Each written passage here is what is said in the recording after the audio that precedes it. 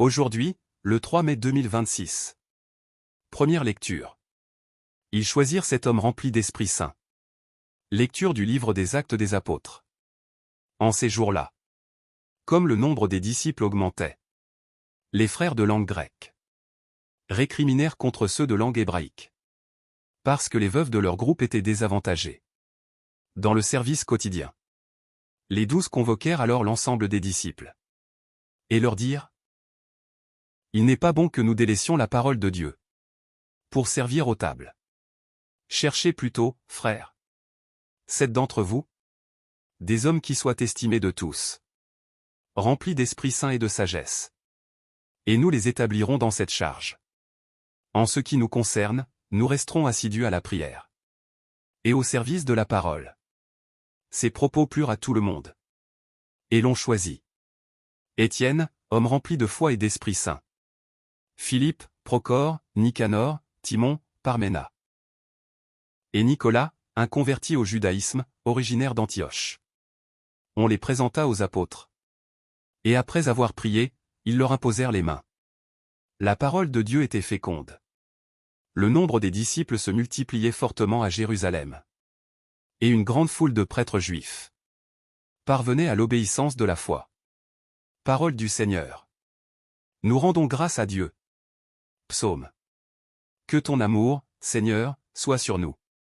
Comme notre espoir est en toi. Alléluia. Criez de joie pour le Seigneur, homme juste. Homme droit, à vous la louange. Rendez grâce au Seigneur sur la cithare. Jouez pour lui sur la harpe à 10 cordes. Oui, elle est droite, la parole du Seigneur. Il est fidèle en tout ce qu'il fait. Il aime le bon droit et la justice. La terre est remplie de son amour.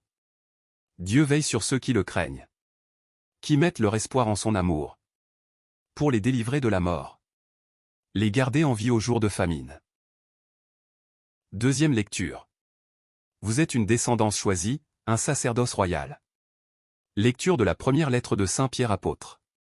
Bien-aimés, approchez-vous du Seigneur Jésus.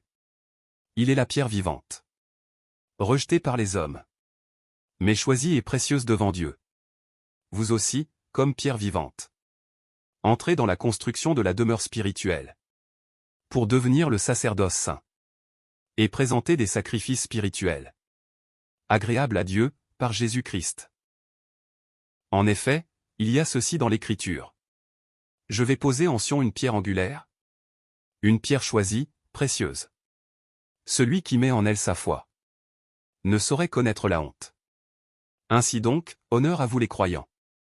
Mais, pour ceux qui refusent de croire, il est écrit: la pierre qu'ont rejetée les bâtisseurs est devenue la pierre d'angle. Une pierre d'achoppement. Un rocher sur lequel on trébuche. Ils achoppent ceux qui refusent d'obéir à la parole. Et c'est bien ce qui devait leur arriver. Mais vous, vous êtes une descendance choisie. Un sacerdoce royal. Une nation sainte. Un peuple destiné au salut. Pour que vous annonciez les merveilles de celui qui vous a appelé des ténèbres à son admirable lumière. Parole du Seigneur. Nous rendons grâce à Dieu.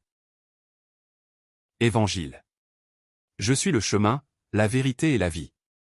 Alléluia. Alléluia. Moi, je suis le chemin, la vérité et la vie, dit le Seigneur. Personne ne va vers le Père sans passer par moi. Alléluia. Évangile de Jésus-Christ selon saint Jean. En ce temps-là, Jésus disait à ses disciples: que votre cœur ne soit pas bouleversé. Vous croyez en Dieu. Croyez aussi en moi. Dans la maison de mon Père, il y a de nombreuses demeures. Sinon, vous aurais-je dit: je pars vous préparer une place. Quand je serai parti vous préparer une place, je reviendrai et je vous emmènerai auprès de moi, afin que là où je suis, vous soyez, vous aussi, pour aller où je vais.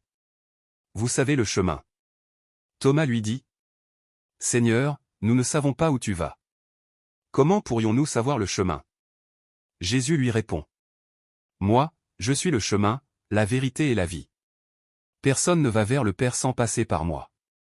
Puisque vous me connaissez, vous connaîtrez aussi mon Père. Dès maintenant vous le connaissez. Et vous l'avez vu. Philippe lui dit, Seigneur, montre-nous le Père. Cela nous suffit. Jésus lui répond, Il y a si longtemps que je suis avec vous. Et tu ne me connais pas, Philippe? Celui qui m'a vu a vu le Père. Comment peux-tu dire, montre-nous le Père? Tu ne crois donc pas que je suis dans le Père, et que le Père est en moi.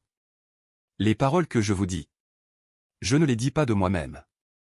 Le Père qui demeure en moi fait ses propres œuvres. Croyez-moi. Je suis dans le Père, et le Père est en moi. Si vous ne me croyez pas, croyez du moins à cause des œuvres elles-mêmes. Amen, amen, je vous le dis. Celui qui croit en moi fera les œuvres que je fais. Il en fera même de plus grandes. Parce que je pars vers le Père? Acclamons la parole de Dieu. Louange à toi Seigneur Jésus.